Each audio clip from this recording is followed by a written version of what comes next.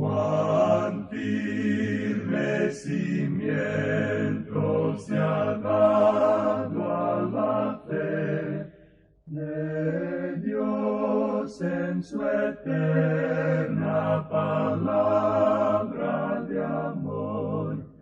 Con el propósito de compartir con usted las inmutables verdades de la palabra de Dios, presentamos A través de la Biblia, un estudio detallado y sistemático de toda la Biblia que le ayudará a conocer lo que Dios ha revelado para nuestro provecho espiritual. Estos estudios bíblicos fueron diseñados y elaborados por el Dr. J. Vernon McGee, versado maestro de la Biblia, quien dedicó la mayor parte de su vida a la enseñanza clara y sencilla de la palabra de Dios.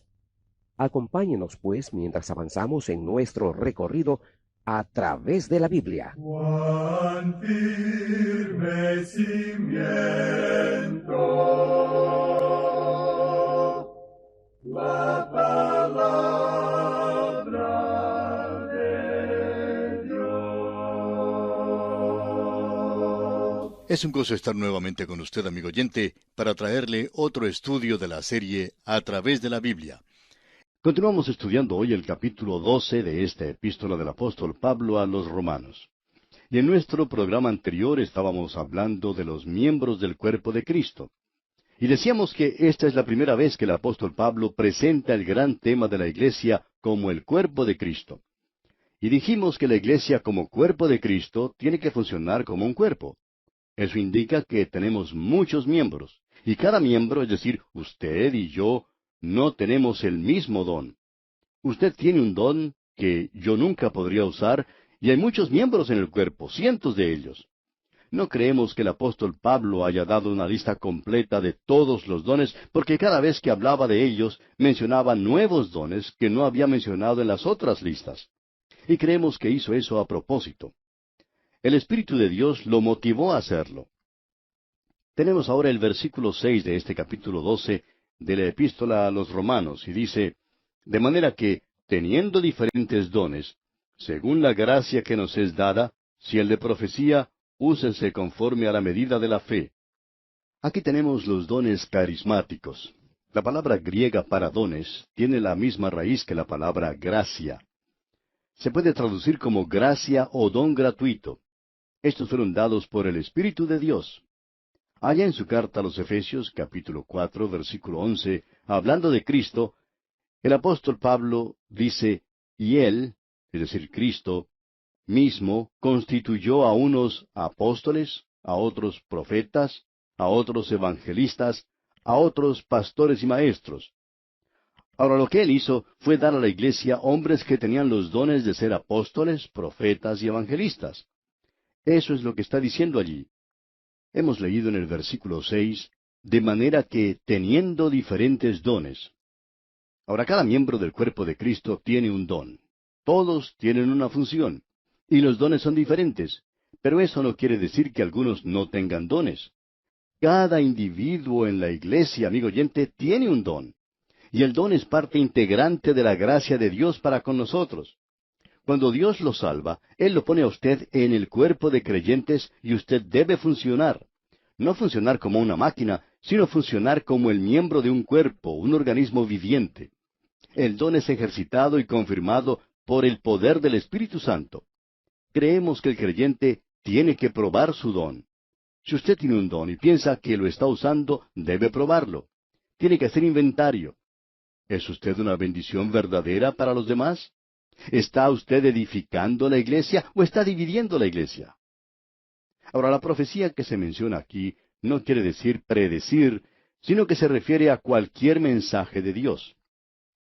Y si nosotros profetizamos, tenemos que hacerlo en proporción, y esa es una expresión matemática.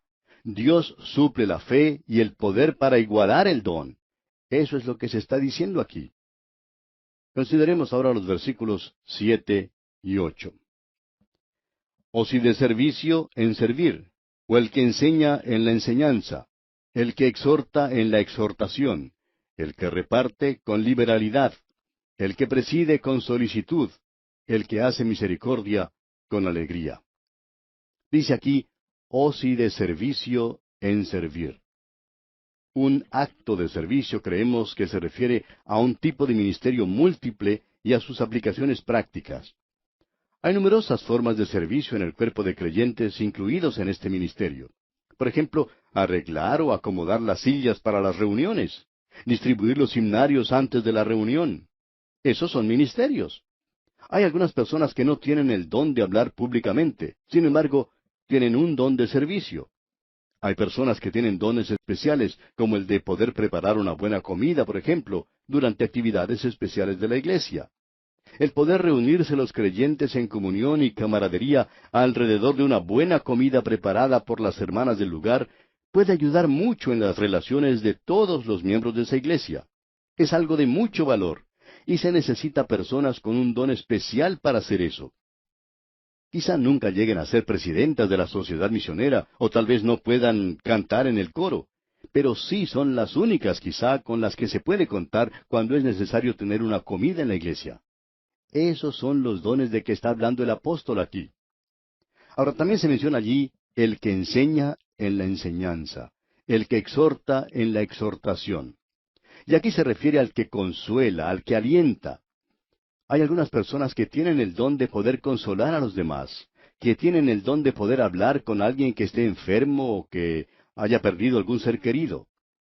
Es la persona indicada para visitar a esas personas que están pasando por alguna dificultad o algún dolor. Ellos saben consolar. Luego se nos dice en este versículo, el que reparte con liberalidad. Es decir, el que puede compartir con otros lo que posee. Dios le puede haber dado a usted el don de poder hacer dinero, y ese es un don. Hay algunas personas que pueden comprar un lote de tierra en cualquier parte y ese lugar triplicará su valor en muy corto tiempo. Cualquier cosa que tocan les produce ganancia. Quizá nunca lleguen a ser predicadores, pero pueden compartir de lo que Dios les ha dado. Debemos ahora hacer énfasis en algo que lo necesita. Dice aquí, el que preside con solicitud, el que hace misericordia con alegría, en el versículo 8. Quiere decir que hay ciertas personas que tienen dones para dirigir. Hay hombres que son de ese carácter y la iglesia necesita personas de ese calibre. Ahora, el que hace misericordia, es decir, la persona que tiene la habilidad de entrar en la habitación de un enfermo. Y hay hombres que tienen ese don. Y cuando decimos hombres, queremos decir mujeres también. Tenemos ahora la relación con otros creyentes. Leamos el versículo 9 de este capítulo 12 de la epístola a los Romanos. El amor sea sin fingimiento, aborreced lo malo, seguid lo bueno. El amor, dice aquí, sea sin fingimiento. Ese es un amor sin hipocresía. No vaya usted a darle palmaditas en la espalda a otro creyente y a decirle cosas que él sabe que no son sinceras, cuando en realidad no está expresando lo que siente. Dice aquí que el amor sea sin hipocresía. Ahora, aborreced, exprese su desagrado contra lo malo. Y seguid quiere decir adhiérase, júntese, como cinta pegante, a lo bueno. Estas son tres cosas maravillosas en la relación del creyente con los demás. No sea un hipócrita con los otros creyentes, amigo oyente. Tome una posición. Cuando vea que hay algo mal en la iglesia, tome su posición y exprese lo que no le gusta en sus funciones. Si tiene algún cargo o posición oficial en la iglesia y se da cuenta que las cosas que se están haciendo no están bien, póngase de pie y diga la verdad. Hay demasiadas personas en nuestros días que no tienen el valor de tomar una posición y hacer notar a los demás lo que se debe hacer. La razón por la cual muchas iglesias fundamentales están pasando por malos momentos es porque les falta hombres y mujeres que sepan tomar una posición firme en cuanto a las cosas de Dios. Exprese, amigo oyente, su desagrado contra las cosas malas, pero que sean verdaderamente malas. Eso es lo que el creyente tiene que hacer en relación con los otros creyentes. Ahora debemos adherirnos, pegarnos como cinta pegante a lo que es bueno. Debemos estar firmes, tener principios. Tenemos ahora los versículos 10 y 11 de este capítulo 12 de la epístola del apóstol Pablo a los Romanos. Y leemos, Amaos los unos a los otros con amor fraternal. En cuanto a honra, prefiriéndoos los unos a los otros. En lo que requiere diligencia, no perezosos, fervientes en espíritu, sirviendo al Señor. Estos conceptos aquí, amigo oyente, son muy valiosos. Debemos tener un código de honor. Debemos estar fulgurantes con el Espíritu de Dios. Nunca seamos perezosos. Debemos tener un fervor por las cosas de Dios. Debemos servir al Señor. Eso es lo que señalan estos versículos en cuanto a la conducta del creyente. Pero el punto principal es el servicio al Señor. Es de suma importancia. Esa es la conducta cristiana. Y hablando otra vez del amor fraternal, debemos decir que tiene que ser un afecto filial. Los creyentes, por distintos que sean en sus orígenes, pueden ser más unidos, más cercanos que dos hermanos de sangre, si entre esos dos hermanos no existe la unión de los que son salvos. Por ejemplo, podemos tener a tres personas. Dos de ellos son mellizos. Uno de ellos, sin embargo, es un creyente, mientras que el otro no lo es. La otra persona sentada al lado del mellizo, que es creyente, es del África. El color de su piel es diferente. Su cultura, su educación y tradiciones son diferentes también. Pero él también es creyente en Cristo. Podemos decir entonces que el mellizo creyente y el cristiano de África son más unidos que el otro mellizo con su hermano en la carne. Es por esa razón que tenemos que pensar que estamos en una misma familia. Usted, amigo oyente, tiene que ser muy amable conmigo más de lo que ya es, porque vamos a vivir juntos por la eternidad.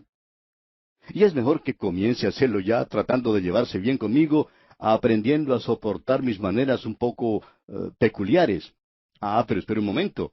También yo debo comenzar a tratar de llevarme bien con usted. Debo aprender a soportar sus maneras también peculiares. Además, yo voy a tener un cuerpo nuevo, entonces, allá en la eternidad. Dejaré esta naturaleza vieja y usted también. Y por supuesto, eso será mucho mejor para los dos. Bien, veamos ahora lo que dice el versículo 12. Gozosos en la esperanza, sufridos en la tribulación, constantes en la oración. Eso es maravilloso, amigo oyente. Las circunstancias en las que se encuentra el creyente quizá no justifican el gozarse. Puede que lo contrario sea más cierto. Pero él ve el futuro y en esperanza se proyecta a sí mismo hacia otras circunstancias que son mucho más favorables. Hace algún tiempo en una iglesia, un día los creyentes estaban compartiendo sus versículos favoritos y un creyente dijo que su versículo favorito era "y aconteció". Solamente esas dos palabras, "y aconteció". Todo el mundo se quedó sorprendido por lo que dijo. El pastor se levantó y le preguntó, ¿cómo es posible que su versículo favorito sea "y aconteció"? Y este creyente dijo, cuando leo en la Biblia "y aconteció", sé que cuando tengo alguna dificultad y cuando tengo problemas, estos vinieron, pero que pasarán. No vinieron para quedarse conmigo para siempre, y cuando se vayan podré decir "y aconteció". Quizá, amigo oyente, esa no sea una interpretación exacta de las Escrituras, pero ese hermano tenía la idea correcta. Y lo que Pablo está diciendo aquí es, gozaos en la esperanza. Y continúa Pablo diciendo, sufridos, es decir, pacientes en la tribulación. Eso es algo muy difícil, ¿verdad? También dice, constantes en la oración. Debemos ser hombres y mujeres de oración. Luego dice en la primera parte del versículo 13, compartiendo para las necesidades de los santos.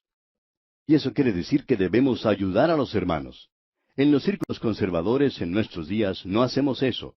Muchas iglesias tienen fondos para esto o para aquello, pero ese dinero no se usa mucho. Luego, continuando con este versículo 13, se nos dice al final, practicando la hospitalidad.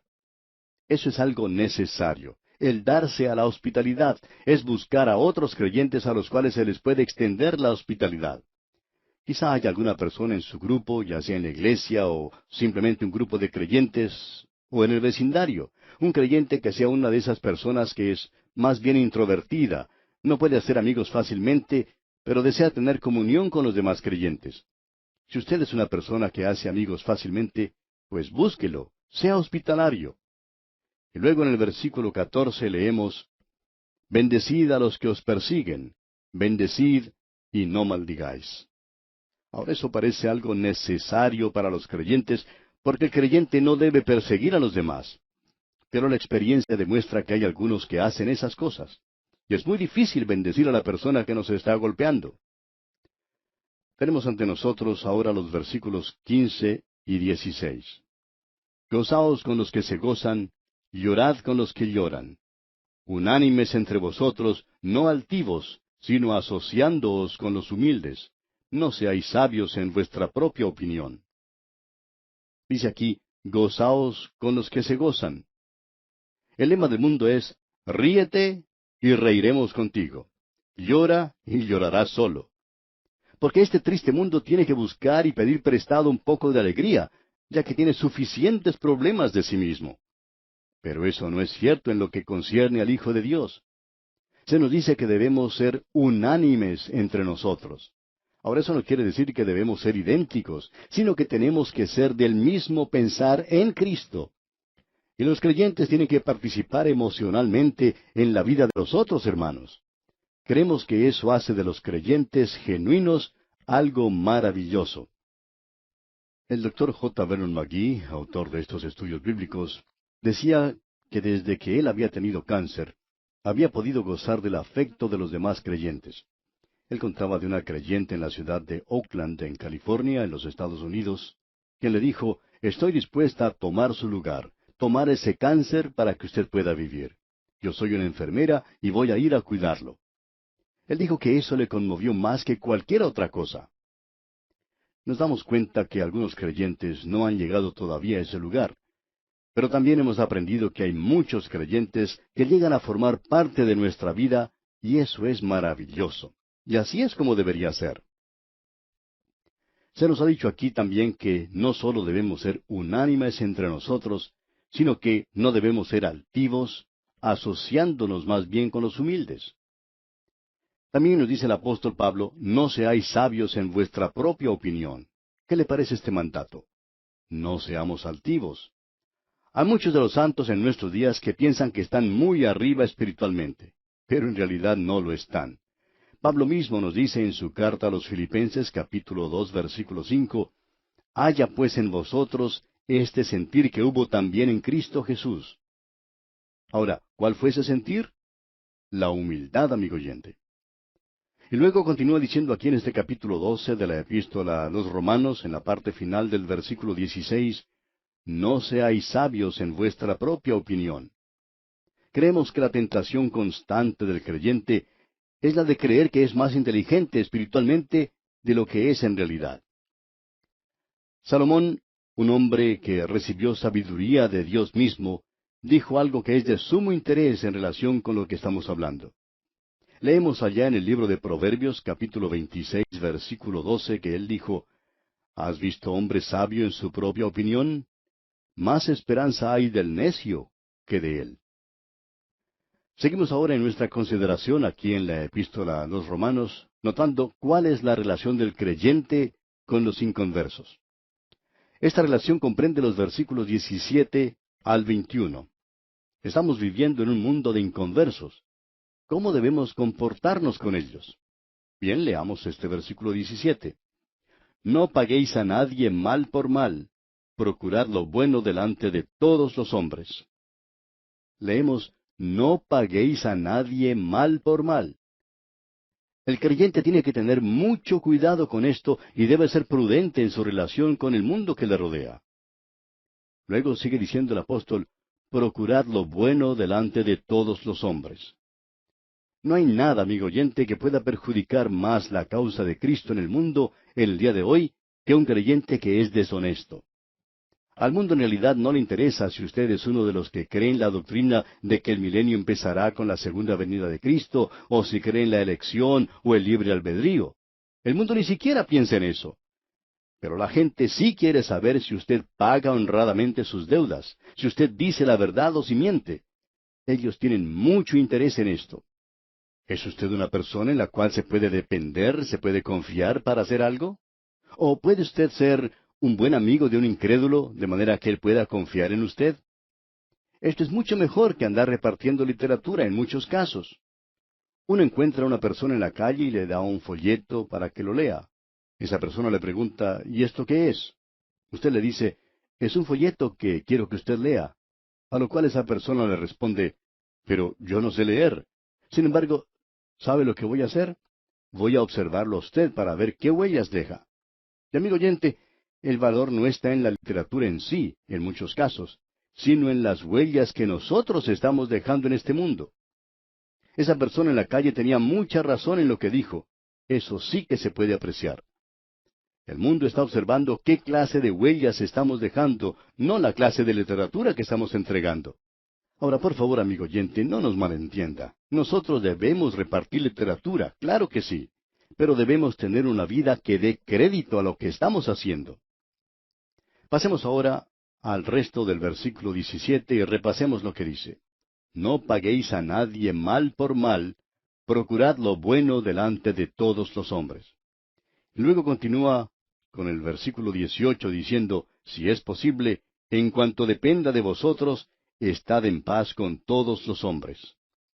Me gusta leer esto porque hay ciertas personas con las cuales es prácticamente imposible vivir. Ellas no lo dejan a uno vivir en paz con ellas. Un pastor cuenta que una vez lo llamó una anciana de su iglesia para decirle que tenía una vecina con la cual no se podía entender.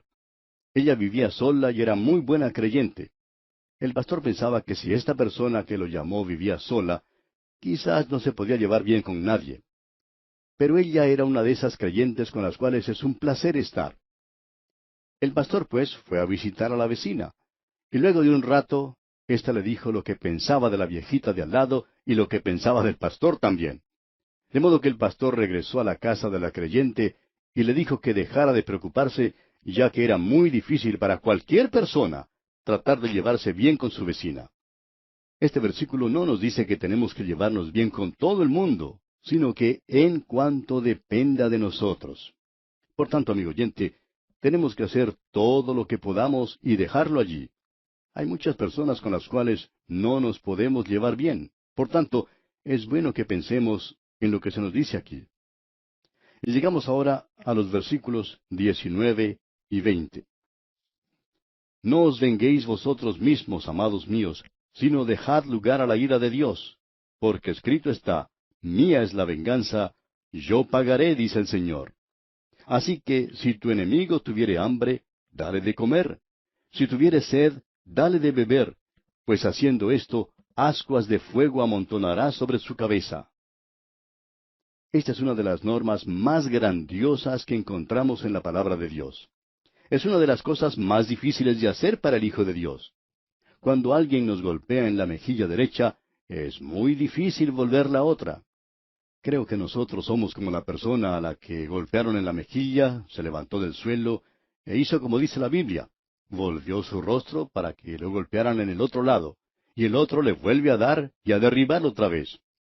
Pero ahora el que se había caído por los golpes del otro se levanta y le da una terrible paliza. Entonces alguien le pregunta, bueno, ¿y por qué hizo eso? Usted volvió la mejilla, ¿por qué no lo dejó allí? A lo cual éste responde, bueno, la Biblia dice que tenemos que volver la mejilla y yo tenía solo la otra que ofrecer. Pero después de eso el Señor no me dijo lo que tenía que hacer, así que yo hice lo que pensé que debía hacer. Y amigo oyente, eso es lo que la mayoría de nosotros hace. Hacemos lo que pensamos que tenemos que hacer. Usted y yo sabemos que es muy difícil no volver a pegar.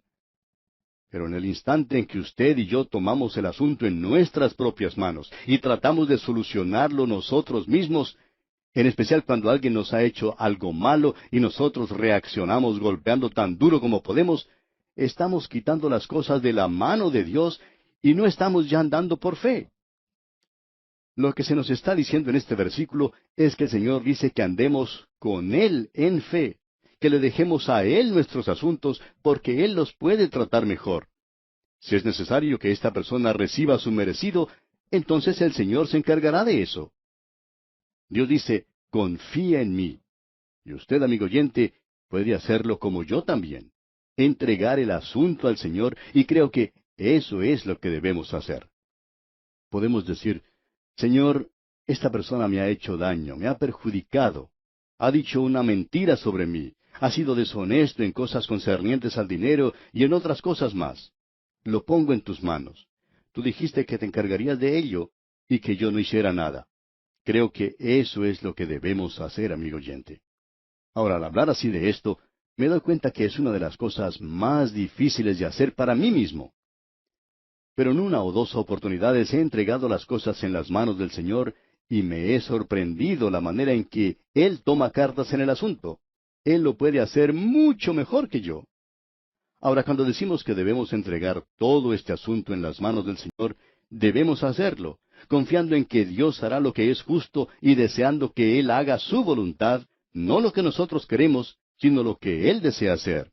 Es más, debemos orar pidiendo la bendición por aquel que nos ha hecho daño. Solo así, como dice el apóstol, amontonaremos fuego, ascuas de fuego, sobre la cabeza de quien nos ha ofendido. Y bien, amigo oyente, vamos a detenernos aquí por hoy porque nuestro tiempo ha tocado ya a su fin. Continuaremos en nuestro próximo programa.